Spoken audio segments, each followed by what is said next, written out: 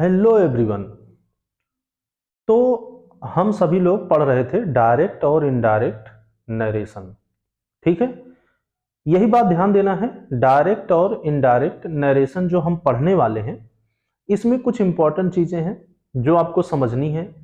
शुरू से आप समझने की कोशिश करिए, ध्यान दीजिए, आपको समझ निश्चित रूप से समझ में आएगा वो चीज जिसमें आप लोग पढ़ने वाले हैं direct and indirect narration. Direct and indirect narration, यही आपके टॉपिक का नाम है, डायरेक्ट एंड इनडायरेक्ट नरेशन। बात समझ में आया? ये आपके टॉपिक का नाम है, इसी को हम पढ़ने वाले हैं, इसी को हम समझने वाले हैं। ठीक है, अब ध्यान से कुछ चीजों को समझते हैं। पूरा जो आपको समझना है वो ये समझना है कि नरेशन क्या होता है।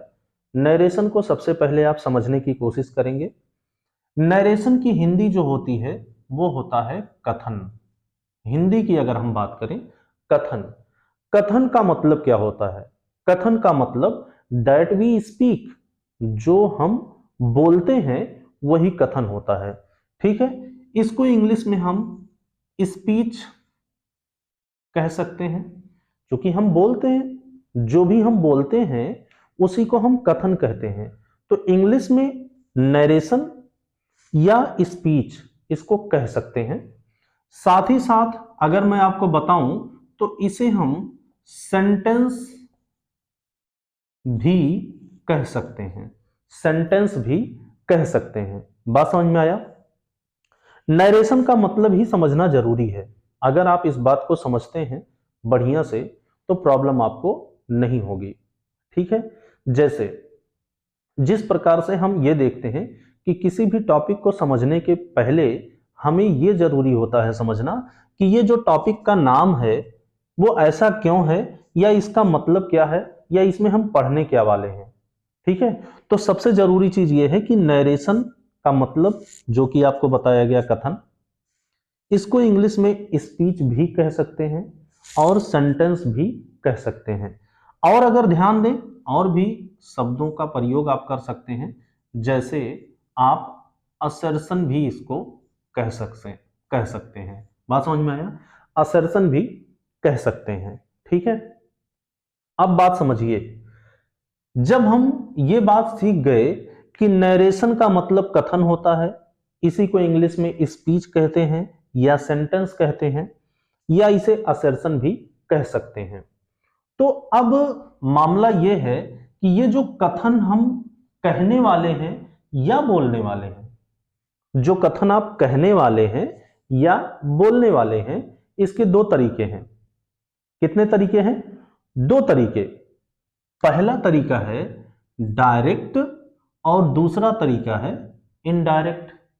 बात समझ में आया? जो कथन आप बोलेंगे वो दो प्रकार से है। पहला है कथन, जिसको हम कहेंगे डायरेक्ट कथन या डायरेक्ट नरेशन, और दूसरा है इनडायरेक्ट कथन या इनडायरेक्ट नरेशन। बात समझ में आया? अब देखिए, अगली बात क्या आपको समझनी है, यहां पर ध्यान देंगे तो आपके बुक में यह लिखा रहता है डायरेक्ट स्पीच। बात समझ में आया? और दूसरी बात लिखी रहती है इनडायरेक्ट स्पीच। ये आपके बुक में लिखा रहता है, जबकि आपके चैप्टर में हेडिंग में आपको यह बताया जाता है डायरेक्ट इनडायरेक्ट नरेशन। बात समझ में आया? अच्छा, कुछ जगहों पर अगर देखा जाए तो इस पूरे चैप्टर का नाम नरेशन भी कहते हैं लोग, नरेशन भी कहते हैं। लेकिन प्रॉब्लम क्या है कि जब हम बुक में ये टॉपिक नाम लिखा मिल जाता है, फिर आगे बढ़ते हैं तो हमें मिलता है कि डायरेक्ट स्पीच। अब हम बहुत सोच में पड़ ये जाते हैं कि स्पीच क्यों दे दिया, जबकि हम पढ़ तो नरेशन रहे हैं और दे दिया स्पीच। तो बच्चों ये समझने की कोशिश करिए कि नरेशन को स्पीच भी कहा जा सकता है। तो आप लोग स्वतंत्र हैं, इसी को डायरेक्ट स्पीच कह सकते हैं या नरेशन भी कह सकते हैं। बात समझ में आया? चाहे तो आप इसे डायरेक्ट स्पीच कहें, चाहे तो इसे आप डायरेक्ट नरेशन कहें, कोई दिक्कत नहीं है, दोनों कह सकते हैं। उसी केस में इसे इनडायरेक्ट स्पीच या इनडायरेक्ट नरेशन भी कह सकते हैं, कोई दिक्कत किसी को नहीं होगी। इतनी बात समझ में आया। अब अगली बात जो हमको समझना है, हम ये समझ चुके हैं कि नरेशन का मतलब कथन या स्पीच इंग्लिश में कह सकते हैं, जिसमें हमको ये बताया गया कि कथन या स्पीच दो प्रकार से कहे जाते हैं। पहला है डायरेक्ट स्पीच या डायरेक्ट नरेशन, दूसरा है इनडायरेक्ट स्पीच या इनडायरेक्ट नरेशन। तो बात अब ये समझते हैं कि डायरेक्ट स्पीच या डायरेक्ट नरेशन किसे कहते हैं और इनडायरेक्ट स्पीच या नरेशन किसे कहते हैं, ये बात समझना जरूरी हो जाता है। तो आइए ये समझने की कोशिश करते हैं कि डायरेक्ट स्पीच कहते आखिर किसे हैं। कौन सा ऐसा कथन है जिसे हम डायरेक्ट स्पीच कहते हैं, यही बात समझना है। तो डायरेक्ट स्पीच किसे कहेंगे आप?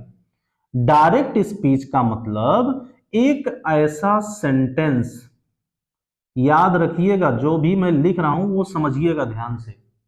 मैंने कहा इसे हम सेंटेंस भी कह सकते हैं, तो बात आप ध्यान से समझेंगे कि एक ऐसा सेंटेंस जो कि कामा और इन्वर्टेड कामा के अंदर लिखा गया हो, एक ऐसा सेंटेंस जो कि कामा और इन्वर्टेड कामा के अंदर लिखा गया हो, उसी को हम डायरेक्ट स्पीच या नरेशन कहते हैं।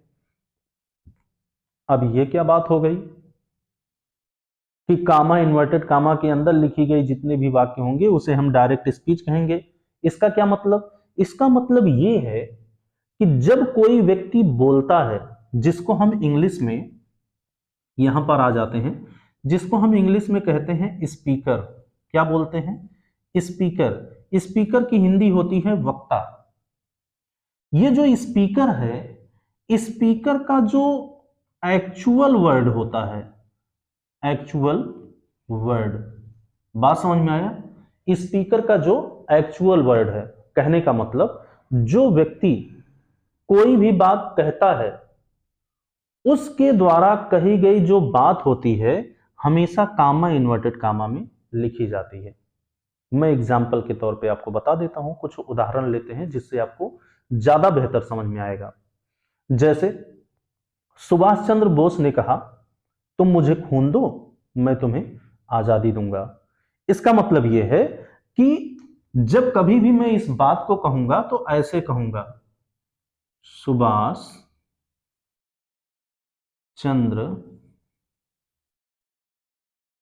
बोस, सुभाष चंद्र बोस सेड, सुभाष चंद्र बोस सेड, कामा इन्वर्टेड कामा।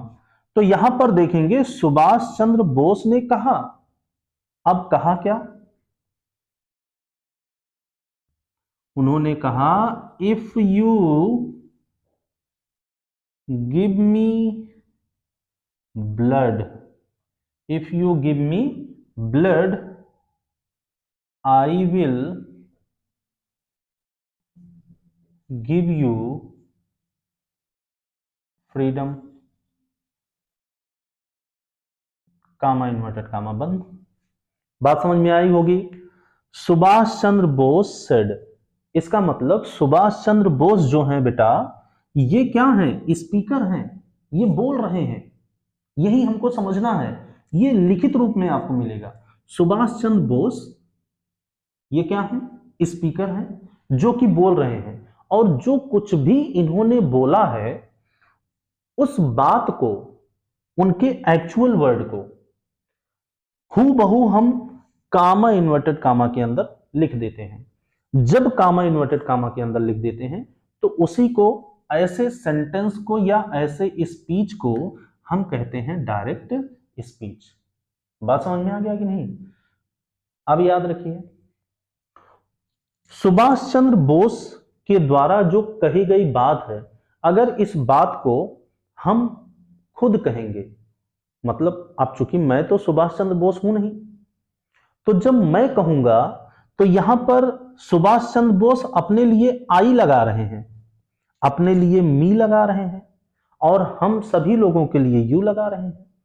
लेकिन जब ये बात मैं कहूंगा तो मैं चेंज कर दूंगा। देखो कैसे चेंज करता हूं, मैं ऐसे लिखूंगा, Subhash Chandra Bose, Subhash Chandra Bose said that, Subhash Chandra Bose said that. तो यहां पर देखिए, सुभाष चंद्र बोस सेड, सुभाष चंद्र बोस ने कहा, दैट की मैं अपने अनुसार कह रहा हूं। क्या कहा? इफ, यदि, यू मीन्स आप सभी लोग, है ना, तो मैं कहूंगा you, if you give him, me को मैं ऐसे कह दे रहा हूं, देखिए चेंज कर दे रहा हूं, him, if you give him blood, if you give him blood, he will give us क्या? फ्रीडम। बात समझ में आया? तो